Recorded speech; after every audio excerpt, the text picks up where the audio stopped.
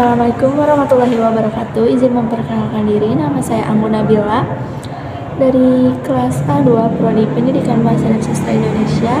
NIM saya 222145. Di sini saya akan mengimplementasikan video metode belajar melalui problem based learning.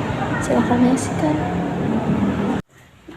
Di sini saya akan menjelaskan lebih dahulu apa itu problem based learning.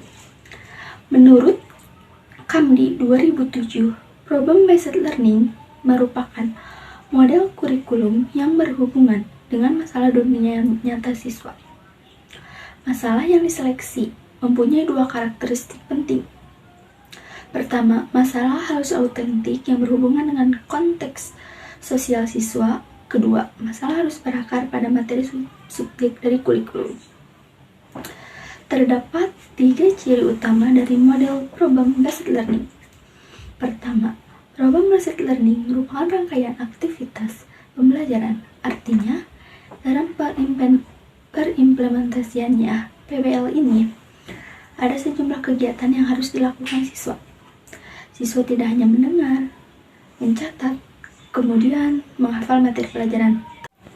Tetapi, melalui model problem-based learning ini, siswa menjadi aktif berpikir, berkomunikasi, mencari dan mengolah data, dan akhirnya membuat kesimpulan.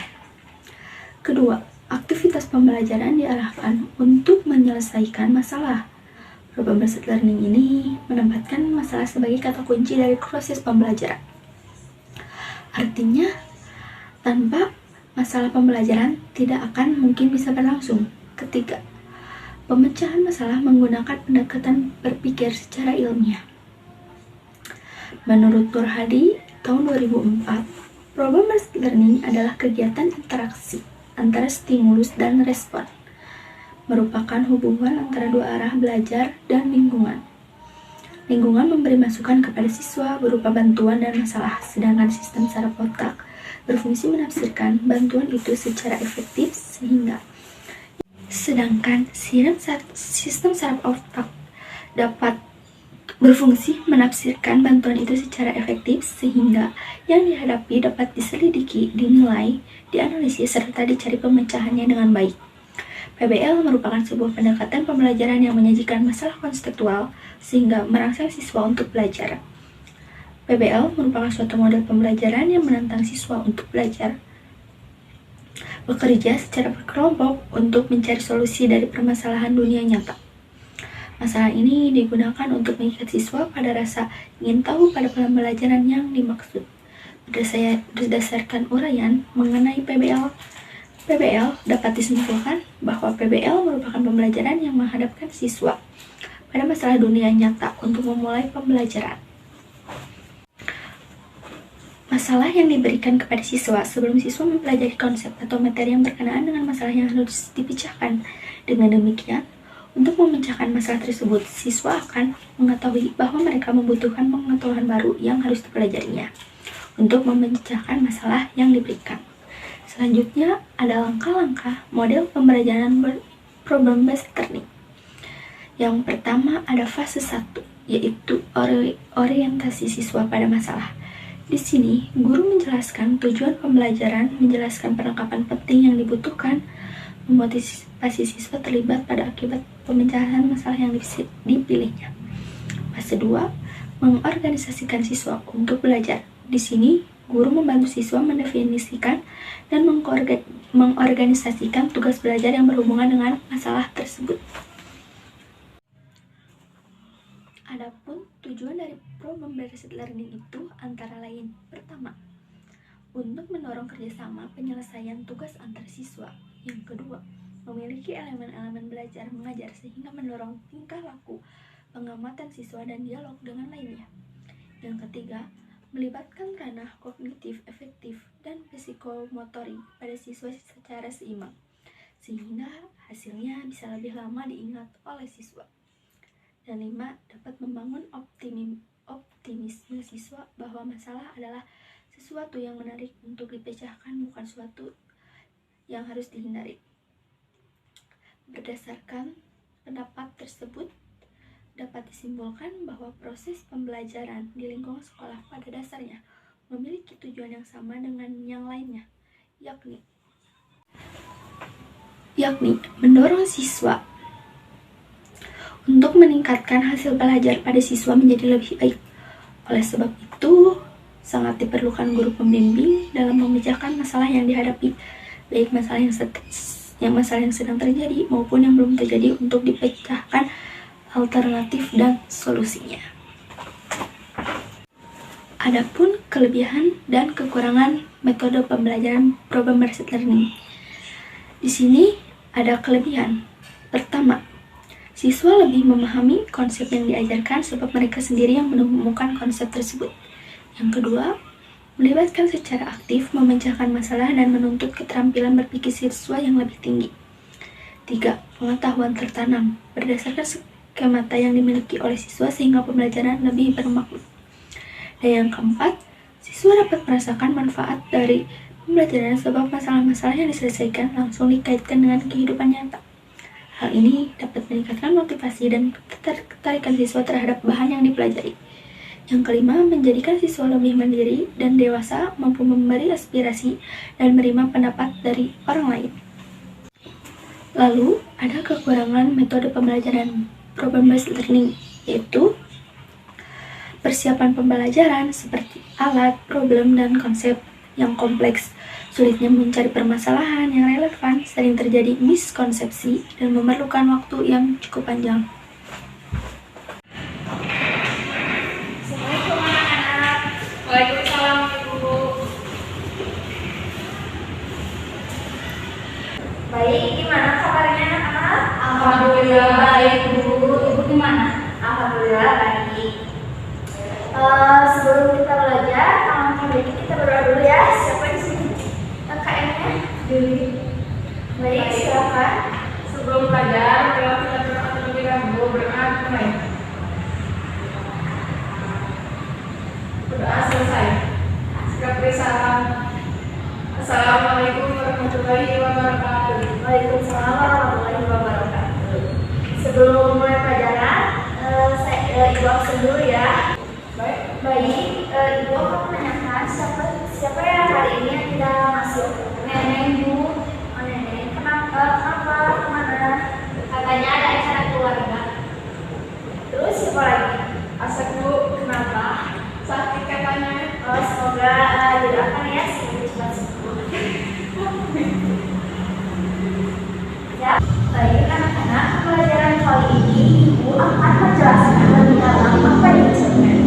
Kompetensi dasar yang akan dipelajari yaitu menentukan unsur-unsur pembangun cerita pendek, penelaah teks cerita pendek berdasarkan struktur dan kaitannya, mengkonstruksi sebuah cerita pendek dengan memperhatikan unsur pembangunan.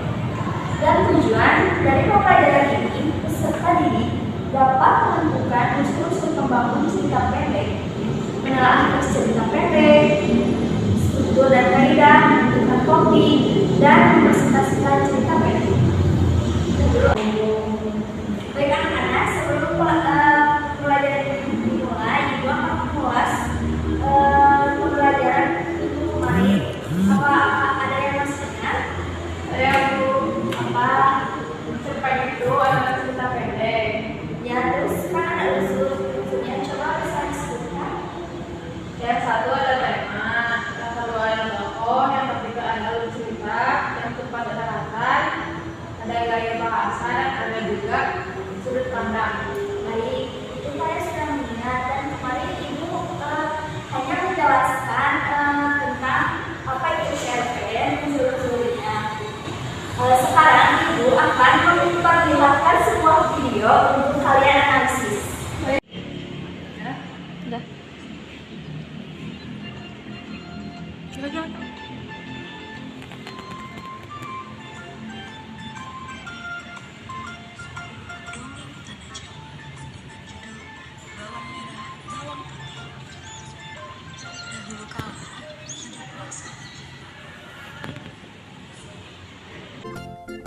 Dongeng Tanah Jawa dengan judul Bawang Merah, Bawang Putih.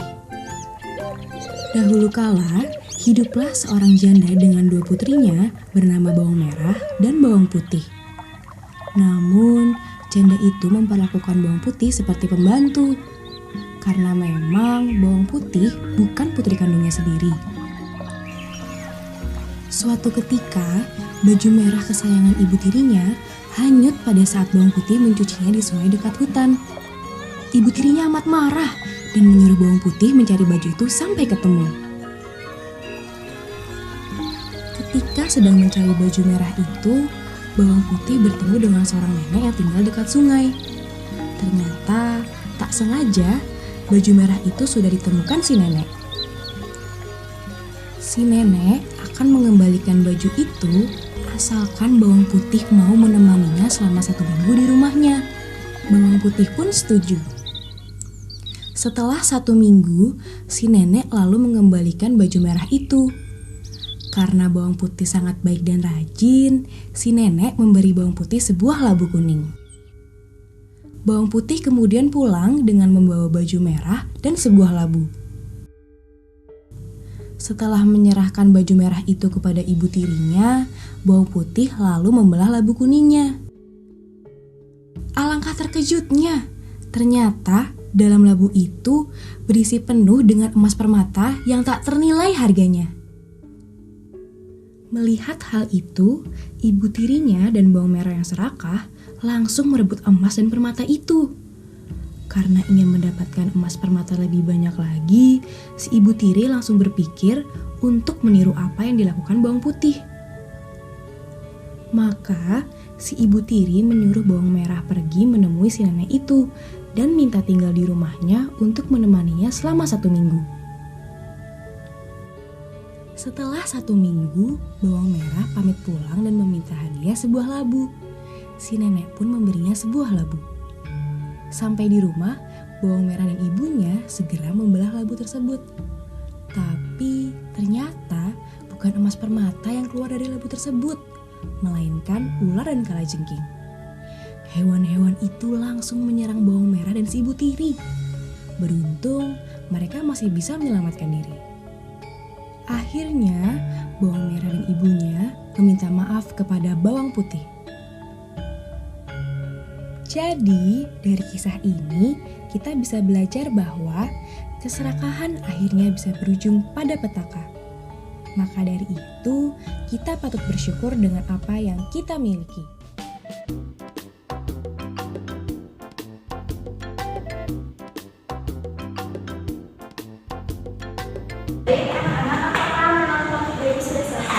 Sudah, Bu.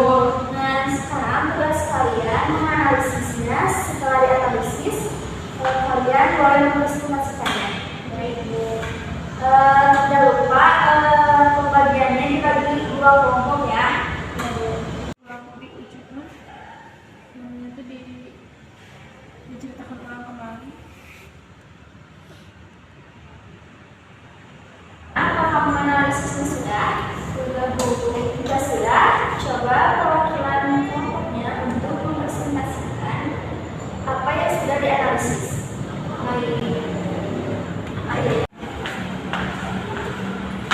Jadi analisis yang telah saya lakukan dari menonton video tadi, yang ke satu ada temanya bawang merah, bawang putih, tokoh ada ibu tiri, bawang putih, bawang merah, nenek, alur cerita maju, latarnya itu di desa, gaya bahasa yang digunakan, gaya bahasa pertentangan, dan yang terakhir ada sudut pandang, yaitu sudut pandang orang pertama.